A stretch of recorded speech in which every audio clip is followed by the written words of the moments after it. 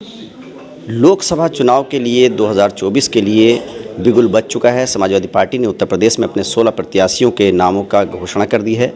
Bharatiya Janata party की क्या तैयारी है, इस पर बात करने के लिए हमारे साथ उत्तर प्रदेश भाजपा के अध्यक्ष भूपेंद्र चौधरी साहब हैं। सर, क्या तैयारी है आपकी पार्टी की? समाजवादी पार्टी ने तो 16 प्रत्याशियों की लिस्ट पहले ही जारी कर दी है। हम लोग हमेशा अपने संगठन की गतिविधि, संगठन के काम, उनकी सक्रियता, कार्यकर्ताओं की मेहनत और लगातार जो हमारा जनता से संपर्क और हमारी उपस्थिति अपने काम को लेकर, अपने संगठनात्मक विषयों को लेकर और जो हमारी सरकार ने काम किए हैं उन कामों को लेकर हमेशा अलग अलग अभियानों के माध्यम से बीजेपी का एक और कार्यकर्ता जनता के बीच में है।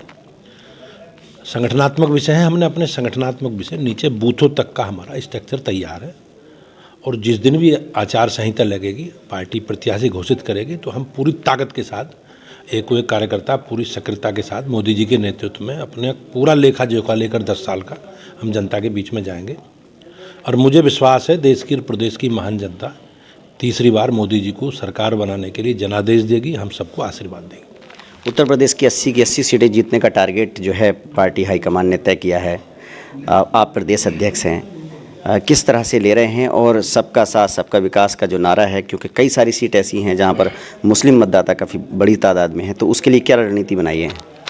नहीं, हमारी पार्टी का भी अगर आप देखोगे तो हमारा संगठन भी सर्वव्यापी और सर्वस्पर्शी है और हमारी सरकारों ने एक संवैधानिक व्यवस्था के तहत सबका साथ सबका विकास जो माननीय प्रधानमंत्री जी का संकल्प है, हम सबको बढ़ा रहे हैं।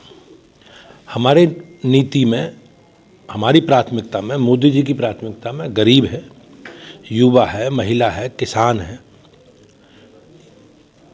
ये सब लोग प्राथमिकता में हैं। तो इनके कल्याण के लिए, इनके सशक्तिकरण के लिए, इन्हें मजबूती के लिए सरकार काम कर रही है।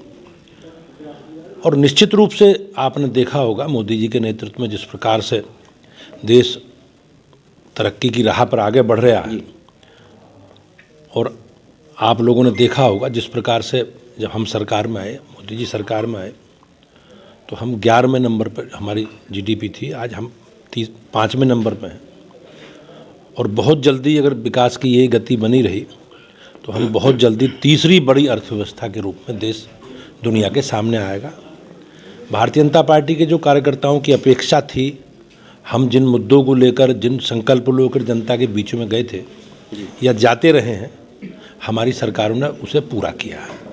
चाहे धारा 370 हो, चाहे कॉमन सिविल कोड हो, चाहे राम जन्मभूमि हो, चाहे बिजली, पानी, सड़क, शिक्षा, स्वास्थ्य, सुरक्षा, हमने, हमारी सरकार ने इस पर बेहतर काम किया है। और निश्चित रूप से आज उत्तर प्रदेश में अपराध न्यूनतम स्तर पर है और उत्तर प्रदेश एक बीमारू राज्य से निकलकर एक विकसित राज्य के रूप में देश के सामने है। मुख्य विपक्षी पार्टी जो समाजवादी पार्टी है उत्तर प्रदेश में, उसने टिकटों का ऐलान किया। दूसरी तरफ 11 सीटें कांग्रेस को देने का ऐलान किया, लेकिन कांग्रेसी नेता जो है संतुष्ट नहीं है। नीतीश कुमार छोड़ के चले गए बिहार में इंडिया गठबंधन को, ममता अलग हो गई हैं। तो क्या लग रहा है, मुकाबले में भाजपा के उत्तर प्रदेश में कोई दिखाई दे रहा है? मैं निश्चित रूप से नीतीश जी ने जो निर्णय किया है, मैं उनका निर्णय का स्वागत करता हूं। उन्होंने बिहार के विकास के लिए ये निर्णय किया है और निश्चित रूप से उत्तर प्रदेश, बिहार का भारतीय जनता पार्टी का जो नेतृत्व है उसके साथ मिलकर विकास, बिहार को एक विकसित बिहार बनाने का जो संकल्प है नीतीश जी का, बीजेपी का, उसे वो पूरा करेंगे। आज तो राहुल गांधी की यात्रा पर पश्चिम बंगाल में हमला भी हो गया, शीशे विशे टूट गए। नहीं, ये तो कानून का व्यवस्था, लॉ एंड ऑर्डर का स्टेट सब्जेक्ट है जी और राज्य को इसे देखना चाहिए, ये गंभीर विषय है। लेकिन पश्चिम बंगाल में जिस प्रकार से अराजकता, गुंडागर्दी और एक अनिश्चितता का माहौल है, तो निश्चित रूप से इसका जवाबदेही, पहले ही घटनाएं भी हुई हैं, हमारे राष्ट्रीय अध्यक्ष जी पे भी एक बार काफिले पर हमला हुआ है, अभी पीछे ईडी की टीम गई थी, उस पर हमला हुआ है।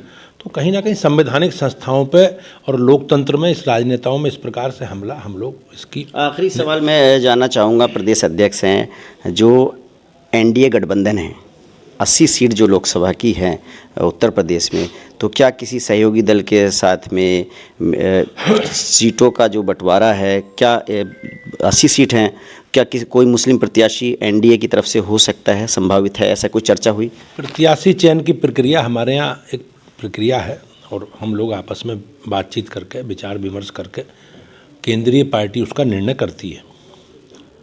जहाँ तक मुस्लिम प्रत्याशी लड़ाने का विषय है, अब केंद्रीय पार्टी को स्थानीय परिस्थिति के अनुसार से, क्योंकि हमें चुनाव जीतना भी है, तो उसके आधार पर पार्टी निर्णय करेगी।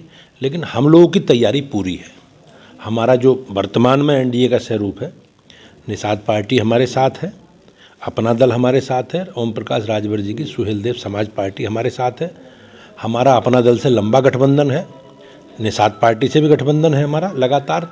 तो हम अपने गठबंधन के धर्म को निभाना जानते हैं और हम गठबंधन धर्म के निभाकर जो भी सीटें जाएंगी उनकी तरफ गठबंधन की ओर हम पूरी ताकत में मोदी जी के, मतलब 80 में 80 जीतनी है? हाँ, निश्चित रूप से हम पूरा प्रयास करेंगे। देखिए, भारतीय जनता पार्टी के प्रदेश अध्यक्ष साफ तौर पर कह रहे हैं कि जैसे ही आचार संहिता लागू होगी, भारतीय जनता पार्टी के प्रत्याशियों के नामों की घोषणा जो है वो पार्टी हाईकमान की तरफ से कर दी जाएगी। Ubaidur Rahman, ABP news network.